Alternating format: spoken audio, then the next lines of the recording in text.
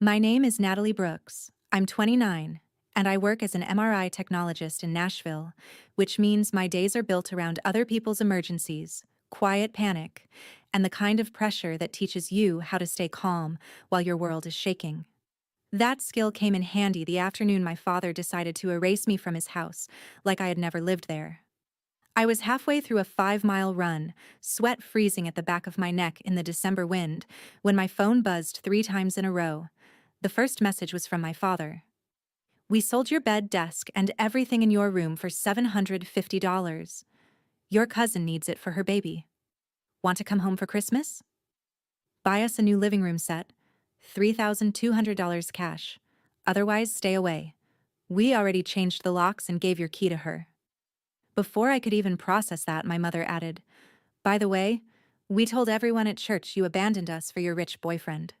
Whole congregation thinks you're ungrateful trash. Pay up or we'll tell them you hit me last Christmas." Then my sister chimed in like it was all some family group joke. "The neighbors already think you're on drugs. Want us to confirm it?" I stood on the sidewalk with my lungs burning and realized this wasn't just cruelty. It was coordinated. Planned. They hadn't only sold my things. They had built a story where I was the villain, and they expected me to pay admission just to enter the house they locked me out of. So instead of driving home, I made one turn, then another, and headed somewhere they never thought I would go first. But before I tell you what I showed her, and why my father was screaming by sundown, tell me, what time is it for you right now, and where are you watching from? I'm curious to see how far this story will travel. The drive to my grandmother's house took 40 minutes, and I don't remember half of it. I remember gripping the steering wheel so hard my palms ached. I remember stopping at a red light and realizing I was still wearing my running gloves, like my body hadn't caught up to what my family had just done. Mostly, I remember the feeling that hit me somewhere between mile marker 12 and her subdivision. Not heartbreak, not even rage at first, but clarity. My father hadn't snapped. My mother hadn't said something careless in the heat of an argument. My sister hadn't made one cruel joke too many. They had made a decision together. Sell my room, change the locks, hand my key to my cousin, spread lies through church, threaten a false abuse story if I didn't hand over cash. That wasn't family dysfunction. That was extortion with Christmas wrapping paper on it. When I pulled into my grandmother's driveway, her porch light was already on. She always kept it on before dark because she said a lit porch told good people they were welcome and bad people they were visible. I walked inside still in my running clothes, hair a mess, cheeks red from the cold, and she took one look at my face and didn't ask if I wanted coffee. She asked, "What did they do now?" I handed her my phone without a word. She sat in her recliner, reading each message slowly, the way she used to read medication labels after my grandfather got sick. Careful and exact, because details mattered. The deeper she read, the straighter she sat. By the time she got to the line about telling the church I hit my mother, her mouth had gone tight in a way I hadn't seen since my uncle tried to borrow money from her and forge her signature on a loan form 15 years earlier. "Say this out loud," she said. "All of it." So I did. I told her about the room I still kept at my parents' place because I worked long shifts and sometimes stayed there after late holiday dinners. I told her about the quilt she'd sewn me, the cedar chest at the end of the bed, the desk where I studied for my MRI boards, the watch she had left me that I begged them not to touch. When I said they sold that too, she closed her eyes for 3 full seconds. Then she asked the question that changed everything. "Did your father remember whose house he's living in?" That was the part my parents always counted on people forgetting. My grandmother, Eleanor Brooks, owned the house. Not morally, not symbolically, legally. Years ago, after my grandfather died, she let my parents move into the property for a little while, so they could recover from a string of debt, bad business decisions, and the kind of polished Sunday image adulthood that looked respectable from a church pew and reckless everywhere else. A little while turned into 11 years, 11 Christmases, 11 tax seasons. 11 years of my father acting like temporary shelter was the same thing as authority. They paid reduced rent when they felt like it, skipped it when they didn't, and slowly began speaking about the place as if my grandmother's generosity had somehow expired into their ownership. My room had once been my uncle's office. The nursery they were now clearing out for my cousin's baby had originally been my grandmother's sewing room, where she used to hem choir robes and make baby blankets for half the county. My father loved behaving like king of a castle that still had someone else's name on every serious document attached to it. My grandmother didn't speak for nearly a full minute after I answered her question. She just stood there, looking toward the hallway like she was mentally walking through every year she had excused, every late payment she had overlooked, every warning sign she had folded up and tucked away because she wanted peace more than confrontation. Then she turned, went to the hallway cabinet, and pulled out a slim blue folder. Property tax records, lease addendum, insurance copies. Notes from conversations my father probably assumed no one had written down. A draft notice she had typed months earlier and never sent because she still believed shame might do the work consequences eventually had to do. She laid them across the coffee table with the precision of a woman setting out instruments before surgery. Then she looked up at me and said, "Call Jessa. You shouldn't be alone tonight." Jessa Nolan had been my best friend since we were 17. She was the kind of person who never wasted time asking whether something really happened that way, when a manipulative family had already shown its hand in writing. She believed screenshots the way some people believe weather alerts. When I called and told her the basics, she didn't say, "Do you want me to come?" She said, "I'm leaving now." While we waited, my grandmother kept reading the screenshots one by one and asked questions I hadn't even thought to answer because I was still reacting emotionally while she had already moved into strategy. Had they admitted selling the watch in writing? Yes. Had they demanded money as a condition of letting me return? Yes. Had they threatened to spread or escalate false accusations if I refused? Yes. Had they transferred access to the property by giving my key to someone else? Yes. Was there any chance they could claim it was all sarcasm or some family joke taken out of context? Not with the way they phrased it. Every answer seemed to harden something in her. When Jessa arrived, she came with Thai takeout, a legal pad, 2 phone chargers, and the expression of a woman who had wanted a valid reason to dislike my family professionally for years. We sat at the dining table under the yellow pendant light and built a timeline. We wrote down dates, times, exact wording, who said what, and what had been threatened. We backed up screenshots to 3 places. I forwarded everything into a dedicated email folder. Jessa told me to stop deleting old texts from my parents because people like this always think their pattern disappears if the latest message is dramatic enough. Then I made a list of what had been in that room, the bed frame I bought during my first year working nights, the antique mirror my grandmother gave me after I got my first apartment, the cedar chest at the foot of the bed, the desk where I studied for my MRI boards, the lamp my late aunt had given me, the quilt my grandmother sewed when I was 19, the sketchbooks I hadn't touched in years but couldn't replace, the box of letters from my grandfather, and the watch. When I got to that part, my throat tightened so badly I had to stop and stare at the table for a second. Because the truth was, the room wasn't valuable because of the furniture. It was valuable because it contained the evidence that I had existed there as a daughter, not merely as an inconvenience they could bill later. The desk held the version of me who worked through school. The bed held the version of me who came home exhausted after 12-hour shifts and still tried to show up for people. The watch held the one promise in that family that had never felt conditional. My grandmother had left it to me specifically. Not because it was expensive, though it was worth something. Because she knew I understood care, maintenance, time, and responsibility better than anyone else in that house. Selling it wasn't just theft, it was a message. Halfway through the list, I put my pen down and said, "I can't believe they thought I'd pay them after this." Jessa looked at me for a second and answered, "They didn't think you'd pay because it was reasonable. They thought you'd pay because they've spent years training you to confuse guilt with duty." The room went silent after that. She was right, and all 3 of us knew it. My father didn't want a sofa. He wanted proof that humiliation still worked. He wanted me to purchase my way back into a role I had been trying to outgrow since college. The daughter who absorbed the insult, fixed the mess, smoothed the story over, and called it family loyalty. At 6:14 p.m., my phone started ringing.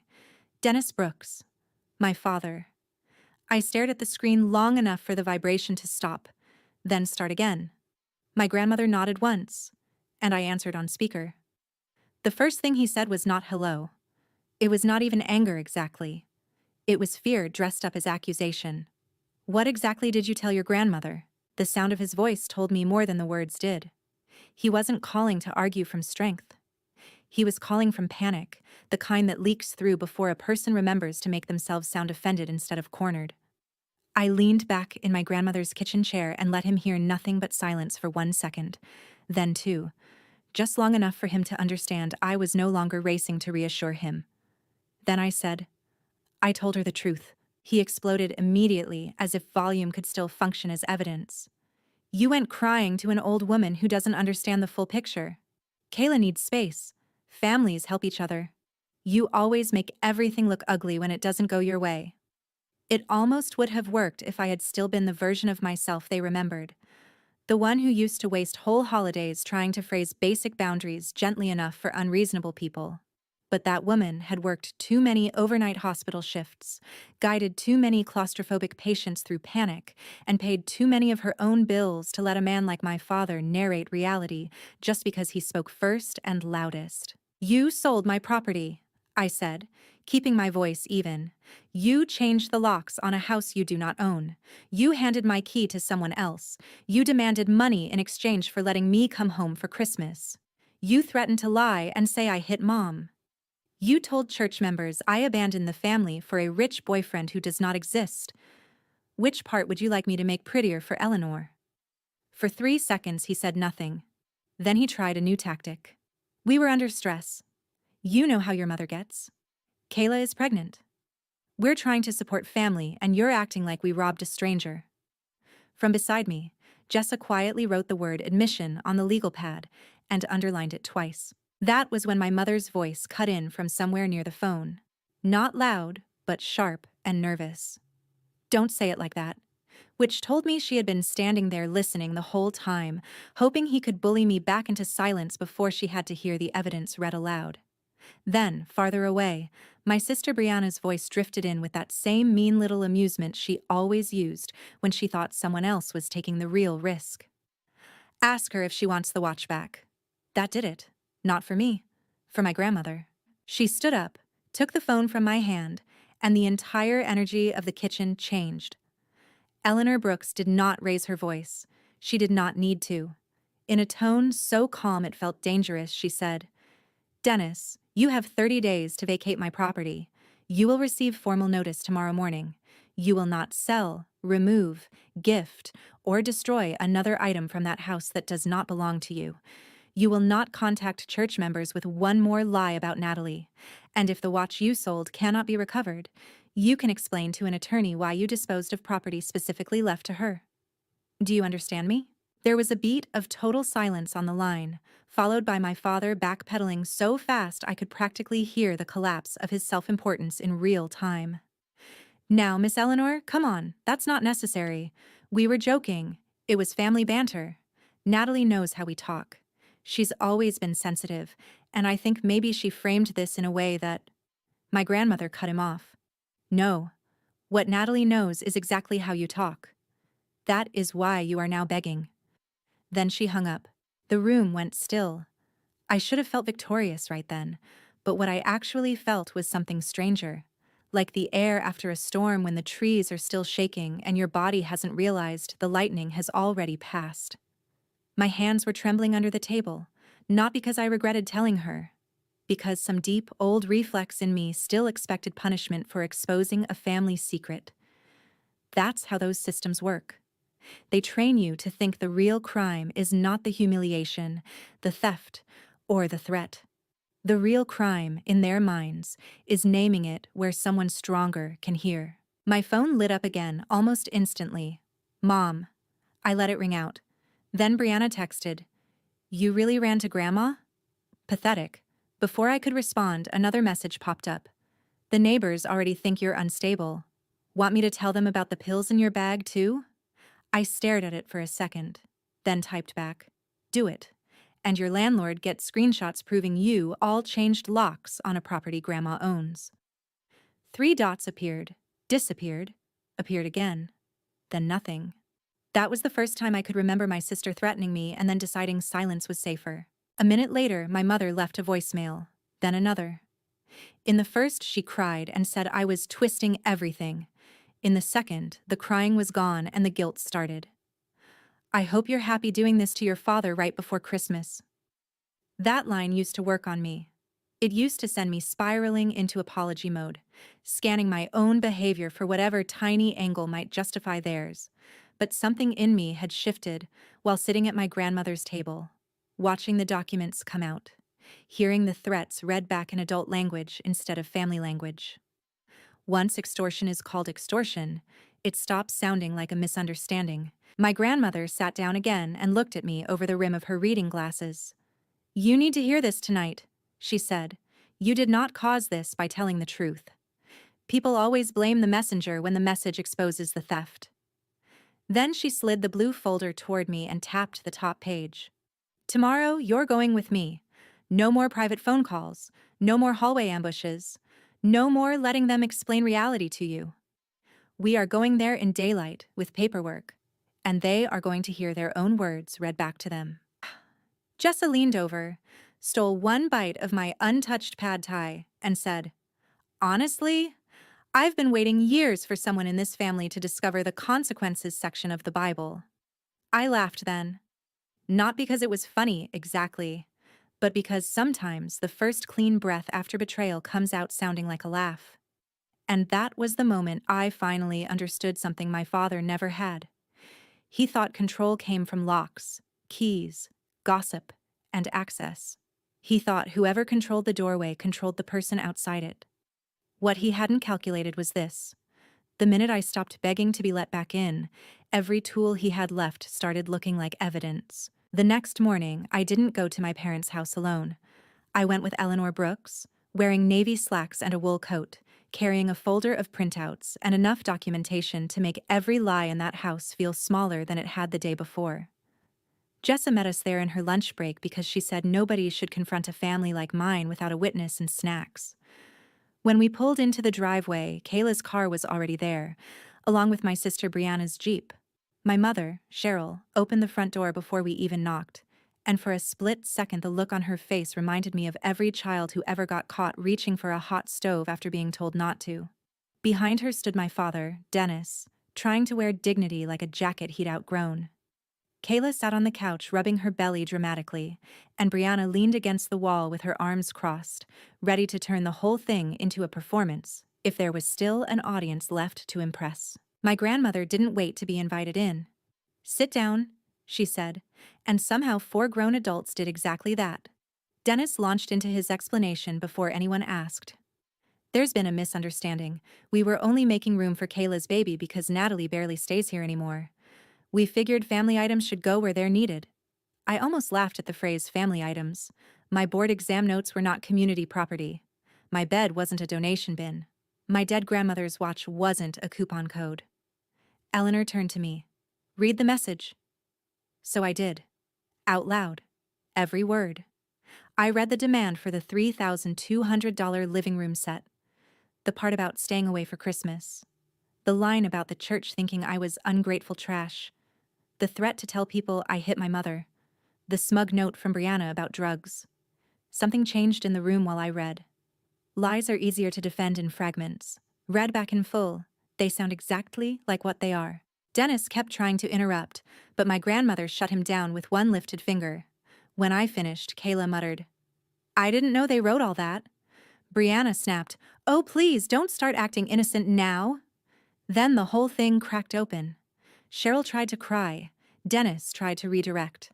Brianna tried to attack me for always running to rich people and old people whenever life gets hard.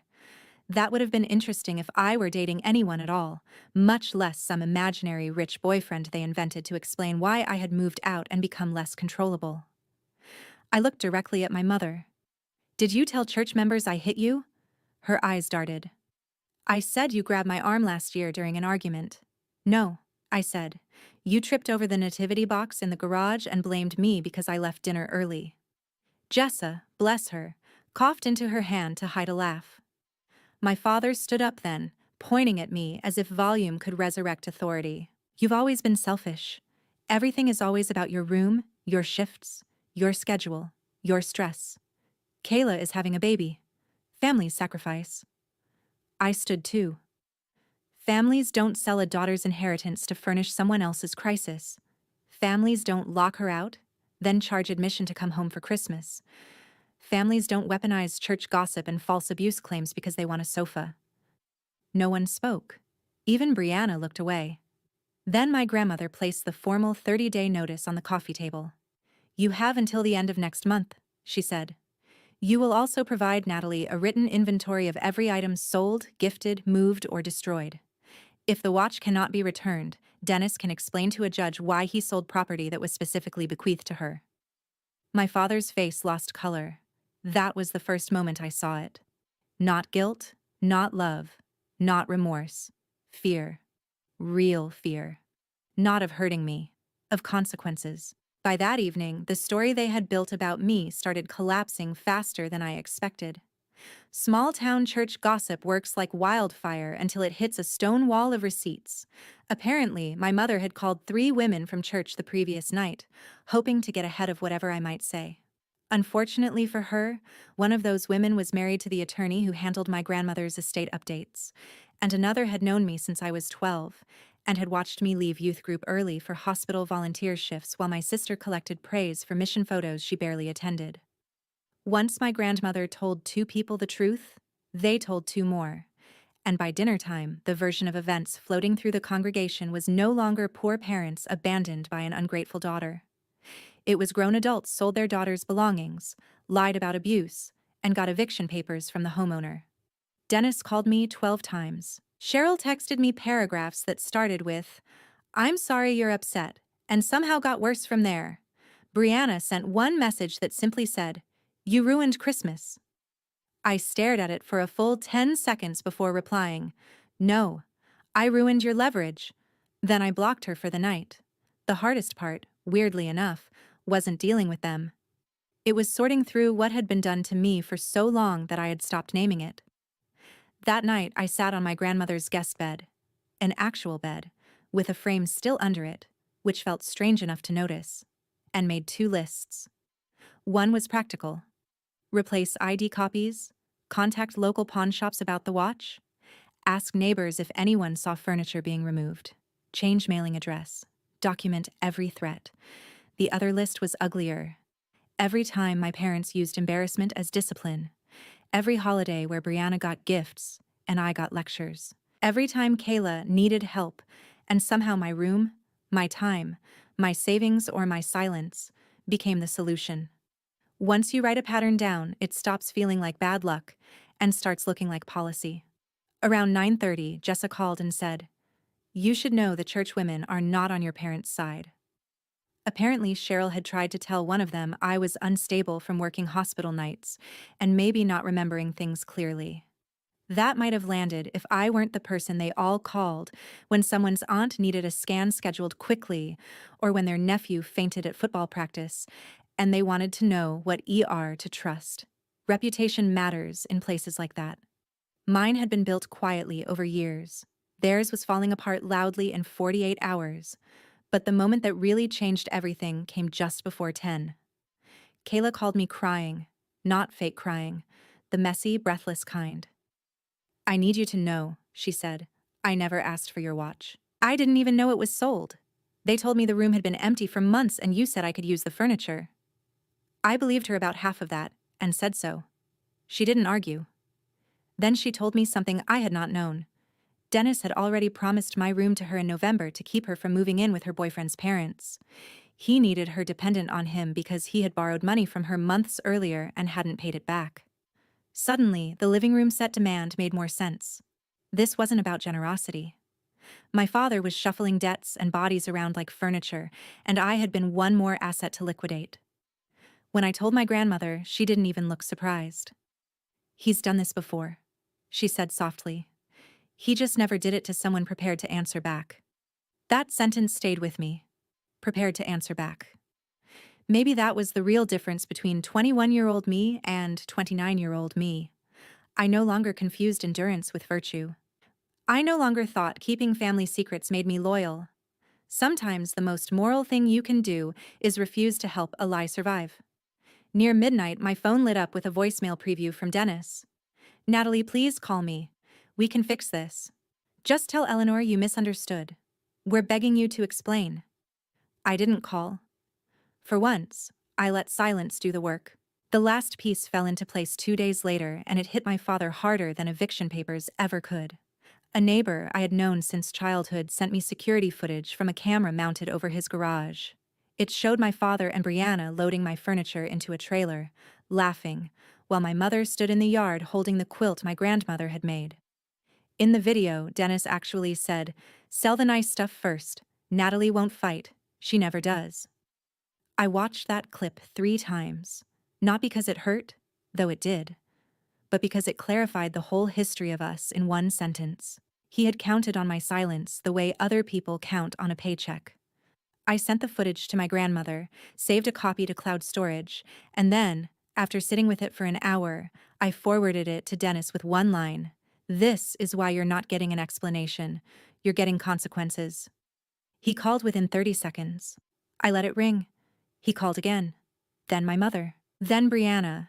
Then even Cheryl's sister, who never contacted me unless someone needed an apology translated into family values. By then, the watch had also resurfaced. A pawn shop owner in the next county recognized the description because I had sent photos and the engraved initials. My father had sold it under his own driver's license. That mattered. It mattered legally, morally, symbolically. The watch was recovered, though I had to pay to hold it until the case sorted out. Jessa covered the fee before I could protest and said, "Merry Christmas. Consider it an investment in justice." When I finally held it again, I cried harder than I had over the bed, the desk, or even the lock change. Because the watch had never been about money. My grandmother gave it to me the week I passed my boards and said, "Time doesn't heal everything. What it does is reveal people." She was right. Time had revealed all of them. Dennis, who thought authority meant ownership. Cheryl, who mistook manipulation for motherhood. Brianna, who treated cruelty like charisma.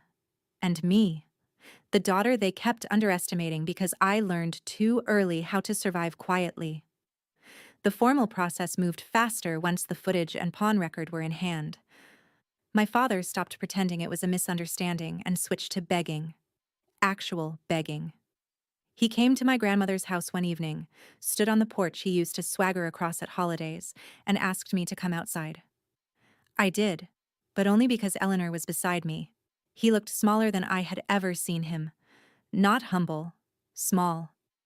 "Natalie," he said, voice shaking, "please explain to your grandmother that this got out of hand. Please tell her we can stay until spring. Please tell people at church your mother panicked and exaggerated. Please. I'll get your stuff back. I'll do anything." There it was. Not sorrow for what they did, but terror that they were finally the ones with no safe place to stand. I looked at him and realized something almost disappointing. The man who had dominated every room of my childhood was, at his core, just a bully who had mistaken access for power. Once access was gone, so was the performance. "You want me to explain?" I said. "Fine. Here's the explanation. You thought I needed your house more than I needed my self-respect. You thought I'd pay to be let back into a family that had already sold me in pieces. You thought being my father meant I would always absorb the damage so you could avoid it. You were wrong." He started crying then, or tried to. I felt nothing except a tired kind of peace. My grandmother stepped forward and told him he needed to leave the property immediately, or she would call the police. He left. No last speech. No dramatic redemption. Just a man backing down the steps of a house he never owned. Christmas that year was quiet. I spent it at my grandmother's table with Jessa, 2 casseroles, 1 pecan pie, and absolutely no requirement to earn my seat. And that was the real ending. Not the eviction, not the recovered watch, not even my father begging on the porch. The real ending was understanding that family is not whoever shouts blood while emptying your room. Family is whoever protects your dignity when other people try to price it. I learned that love without respect becomes control. That silence does not keep peace. It only keeps patterns alive. And that walking away is not cruelty when staying requires you to disappear. So, if anyone listening has ever been told to pay, lie, shrink, or bleed just to keep a family comfortable, hear me clearly. You are not selfish for drawing a line. You are not disloyal for telling the truth. And you do not have to return to any place that demands your humiliation as rent. My father locked me out and sold my things. Hours later, he was begging me to explain. But by then, I finally understood something he never did. My value was never inside that room. And once I stopped begging to be loved correctly, they lost the only thing they had ever really been using against me. From my perspective, this story is not just about revenge. It is about a woman finally realizing that protecting her peace is more important than protecting toxic people from the consequences of their actions. What makes this story powerful is that Natalie does not win by screaming louder. She wins by staying calm, telling the truth, and refusing to let guilt control her. That kind of strength feels real, mature, and deeply satisfying. Sometimes the best revenge is not cruelty. It is clarity, dignity, and the courage to walk away from people who only value you when they can use you.